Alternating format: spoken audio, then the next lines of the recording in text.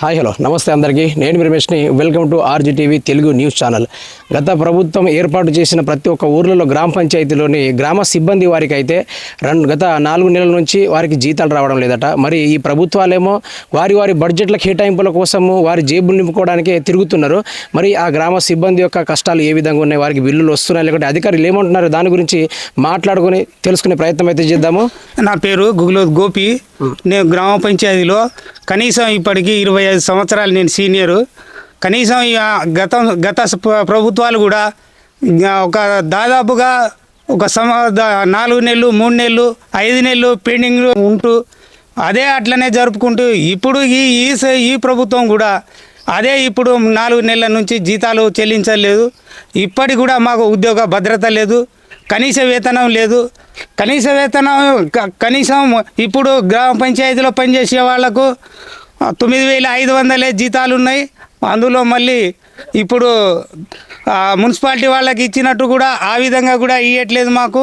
ఇప్పటికీ కనీసం మా ఈ మధ్యలో కూడా ఈ మధ్య కాలంలో 4 నెలల జీతాలు పెండింగ్ ఉన్నాయి.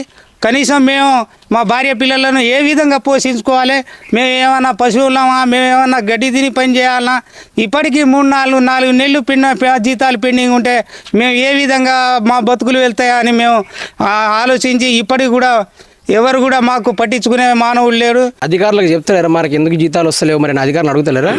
ఇప్పటికీ మా పంచాయతీ సెక్రటరీకి అడిగితే బడ్జెట్లు రావట్లేదు, బడ్జెట్ వచ్చినాక ఇస్తాం. మళ్ళీ ఈ మధ్య కాలంలో మళ్ళా ఎంపీడీఓ కూడా మీ జీతాలు మేము ఇస్తా అంటే కూడా ఎంపీడీఓ వద్దని ఆపిల్లు. మేమేం చేయాలి అని వాళ్ళు ఆ విధంగా ప్రశ్నిస్తున్నారు. మళ్ళీ ఇప్పుడు కనీసం మాకు ఈ మధ్య కాలంలో జీతాలు మరి అదే కనీస వేతనం ఇచ్చి కూడా మాకు ఈ జీతాలు కూడా నెల జీతాలు ఇస్తే కనీసం మాకు మా భార్య పిల్లలను పోషించుకోవచ్చు.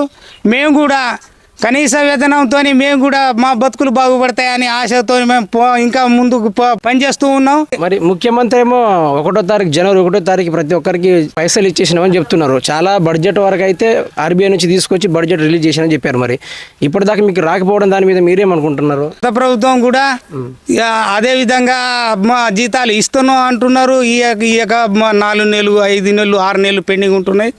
మళ్ళీ ఇప్పుడు ఈ సంవత్సరం ఈ ప్రభుత్వం కూడా ఈ ముఖ్యమంత్రి కూడా ఇంకా మాకు ఇప్పటి వరకు జీతాలు ఇవ్వట్లేదు.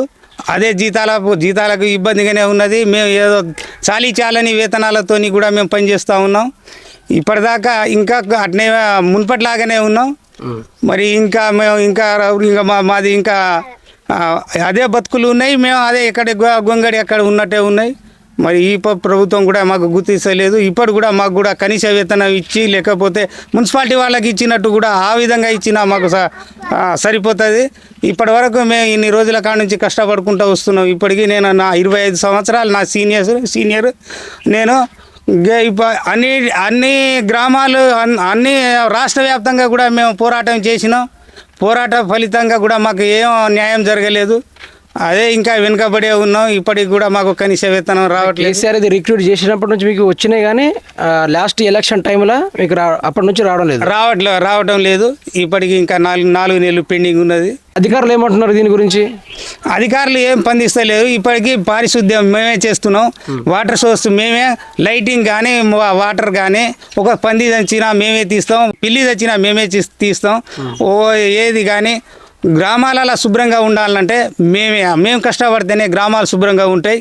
కానీ కనీసం అన్ని ఈ ముఖ్యమంత్రి కూడా రేవంత్ రెడ్డి ముఖ్యమంత్రికి కూడా అన్ని బడ్జెట్లు అన్నీ ఇస్తున్నారు. కానీ కనీసం మాకైతే గుర్తించి మా జీతాలకైతే మాకు బడ్జెట్ ఇవ్వట్లేదు. ఇప్పటి వరకు కూడా మేము ఇన్ని విధాలుగా కష్టపడి గ్రామాలలో మేము పనిచేస్తేనే అన్ని శుభ్రంగా ఉంటుంది, గ్రామాలు బాగుపడతాయి, గ్రామాలలో మంచిగా ఉంటుంది. కాబట్టి మేము కూడా ఏం అడుగుతున్నాం అంటే కనీస వేతనం అడుగుతున్నాం.